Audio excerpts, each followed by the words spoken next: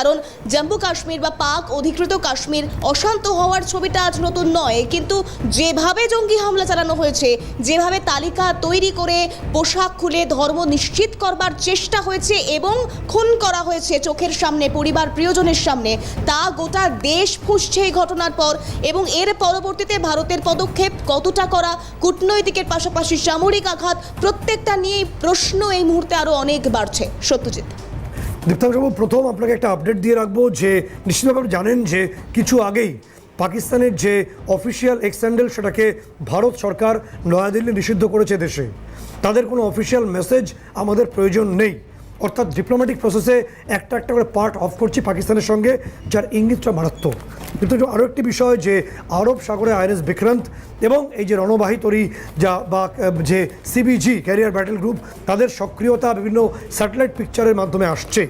এবং কোইন্সিডেন্টালি পাকিস্তান তাদের অংশে বাবর যে অ্যান্টিশিপ মিসাইল সেটাকে পরীক্ষা করবে হঠাৎ করে, তারা সেই কথার জন্য তারা নোটাম জারি করেছে।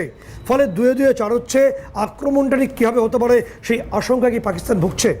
দীপ্তাংশবাবু, দেখুন, যে সিসিএস এর মিটিং এর পর যেসব ডিপ্লোম্যাটিক স্ট্যান্ড নিয়েছে, আমরা সকালে আপনার চ্যানেলে এবং বিকেলবেলা আপনার সঙ্গে যখন কথা হয়, ক্যালকাটা নিউজ এটা তার আগেই দেখিয়েছিল যে কি কি হতে পারে। যে ইন্ডাস ওয়াটার ট্রিটি, ডিপ্লোম্যাটিক চ্যানেলে ওদের যে অফিসার তাদের পাঠিত, স্পেশালি যারা মিলিটারি অ্যাডভাইজার আর্মি, নেভি, এয়ারফোর্সে দুটো দেশের থেকে আমরা আমাদেরটা আনিয়ে নিয়েছি, ওদেরটা এখানে ওদের যারা আছেন তাদের পাঠানো হয়েছে।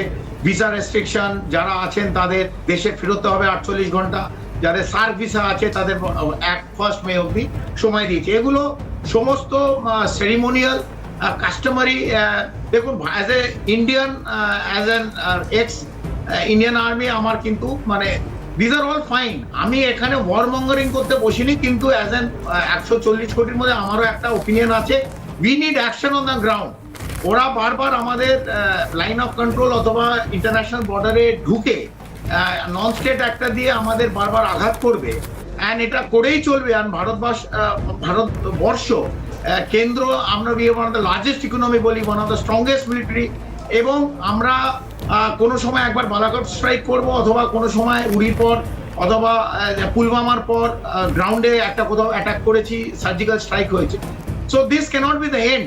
আমাদের we have to take a concrete action. Concrete action means যারা করছে এবং করাচ্ছে তাদের দিয়ে মানে সেই জায়গাটা আমাদের একবারের জন্য ভেঙে দিতে হবে।